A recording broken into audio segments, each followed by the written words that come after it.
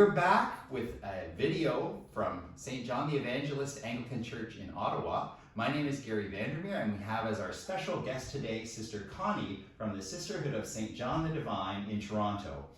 Connie is visiting Ottawa and making a significant connection with some St. John's parishioners. And Connie and I have a long history of doing things together as well. I've had many personal retreats at SSJD. Also parish retreats, and I was on the schedule to preach once a month for a good amount of time. And it's great to have you here with us in Ottawa. And the convent is a beautiful place. It is. It's a spiritual place. It's a restful place. It's a place we should all know about when we want to get away and have a break. And I'd especially like you to know why Sister Connie is here. And so we're going to continue this video with some of our parishioners and Sister Connie, talking about your plans and your project. Okay, that sounds good. Gary, thank you so much for inviting me to be here. I really appreciate it, and we really miss you in Toronto. So Ottawa needs to know, and especially St. John's, how lucky you are to have Gary. So it's wonderful to be back together in the same room again. It's been a while. Now, we have three wonderful associates of the Sisterhood of St. John the Divine here, Marilyn Box and Pat Fisher and Vicki Milnes. And they're going to just give you a little bit of an idea of what it's like to be connected with the Sisterhood and why they are associates of the Sisterhood. Because when we talk about the convent, and Gary introduced you to it, about why it might be fun to go there, you might want to hear from some people who do that regularly. Or maybe not so regularly since COVID started, but it's going to become more regular. So, which one of you would like to just say a little bit about your connection with the sisters? Maybe say a little bit about what an associate is, and then something about the guest house where you stay when you come. You're looking at me? Well, I'm an associate and have been for the last 45 years.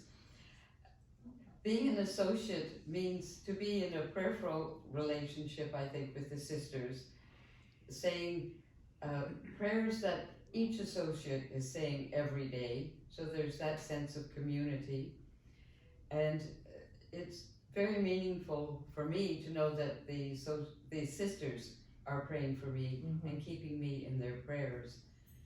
The guest house for me was a place for many years. I went every year for rest and refreshment and a chance to shut down the world a little bit and become spiritually renewed and able then to face the rest of the year with prayerful confidence.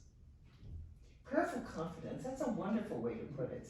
Because we all need that confidence to go forward in our lives, especially at this time. Yes. Yeah. How about you, Pat? Well, I'm very new, and I'm delighted to be an associate. I think you're our newest associate. Yes, I think so. Which is a delight. Yeah. I love the sisterhood, and I love the prayerfulness that's there. And the convent is a place of peace and a chance to develop a slower rhythm and a way of understanding. Just diving into a more spiritual place than sometimes the hectic part of days do let us be. So Right. that's my pleasure to be there. And Pat was just there last week, Last week. and we admitted her as an associate. Yeah. That's particularly nice. Yeah. That's newness. That I'm really brand new, wet behind the ears. Yes. And Vicki, you've been with us for a while. 1980, I was admitted as an associate. Even before I came. Yeah, 1980. You predate me. That's wonderful. What I like about going, you can either go on your own and do your own thing and your own rhythm and just be quiet and don't socialize too much, or go on an organized retreat where the schedule's organized for you, or enjoying the worship, really enjoying the worship. And yes, I've been many times. And I also like the associates for the connections I have with associates groups, like the group in Ottawa. Know many associates, many people who have been associates, or don't know the convent. That's right. Yeah. And associates from all over the country connect with us, even if they're not able to come to the convent.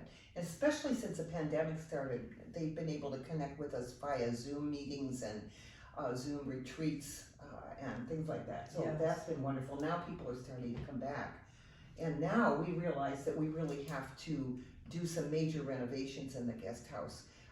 Expectations have changed around privacy and what people are seeking, for example, when they come on retreat, but also the building itself is in need of major upgrades.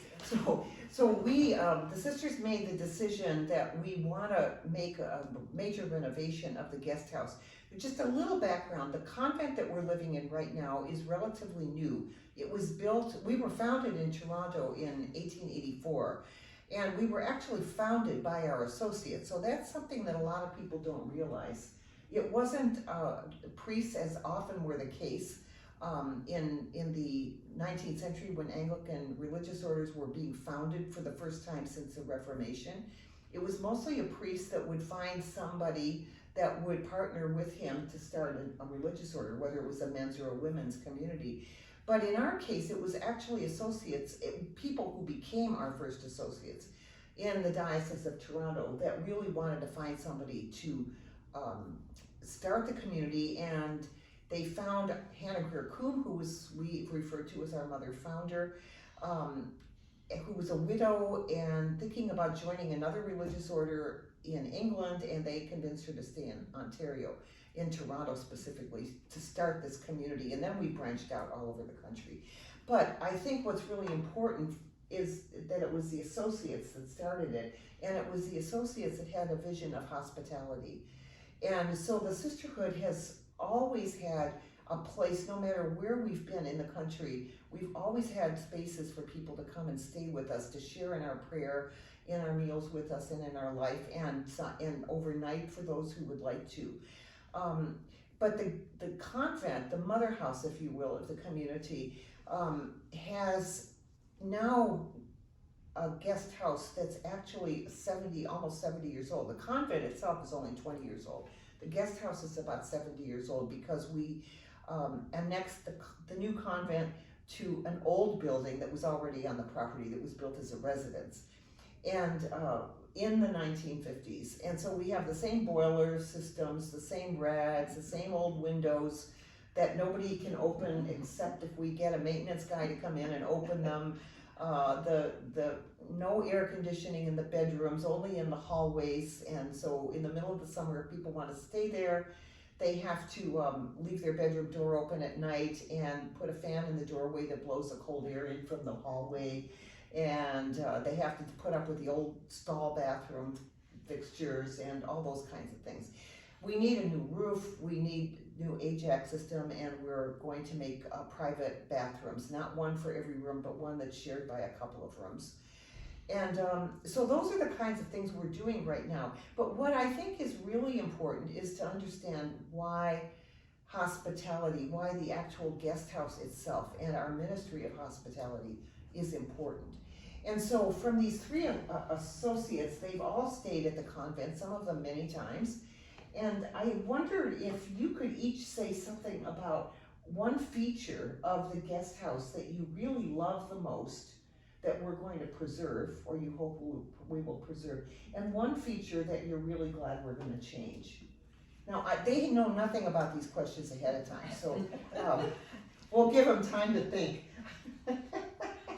Well, the stall bathrooms has to be on the top of my dislike list.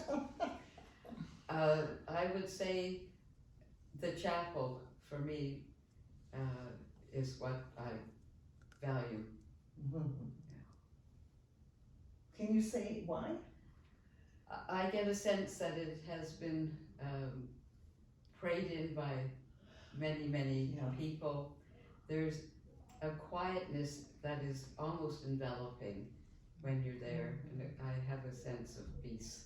Wonderful, that's great to know. How about you, Pat? Well, I don't want to repeat, but I could repeat the bathrooms, the shower rooms, and the windows are very challenging. In fact, as you say, impossible. And in the guest house itself, I love the little library or reading room on the second floor. I popped in there and I found a few titles and I read some and it was lovely. Mhm. So I hope that stays. And it's kind of cozy. It is, it's Yeah. a cozy place. Yeah. Yeah. Yes, that is gonna stay. Good. That's good. And so is the chapel. Well, yes. The rooms where you meet, like even the small rooms when you have a small group, was very cozy and the chairs are comfy and just depending on the size of the group, you know, Mhm. you can chat easily or just have a snack and Mm-hmm. I think too the gardens outside, being outside as well, Yes. just stepping outside and sitting and walking around. So after all these wonderful things you've heard about the guest house and the need for the improvements in the guest house, we really hope the sisters would just love it if you were able to help us in some way with a donation, either from the parish or from individuals in the parish or from the diocese or whatever you feel you're able to give us. We're looking at raising about $5 million. To this point, we have raised 2.5 million. So we have some some confidence that there are people out there who have given us some major donations in the first phase of this project that I hope will give you confidence that this is a project worth thinking about and helping to support. It's a way in which, even if you don't live near Toronto or aren't able to get there very often, you can help the sisters in their ministry of hospitality by helping us renovate the guest house.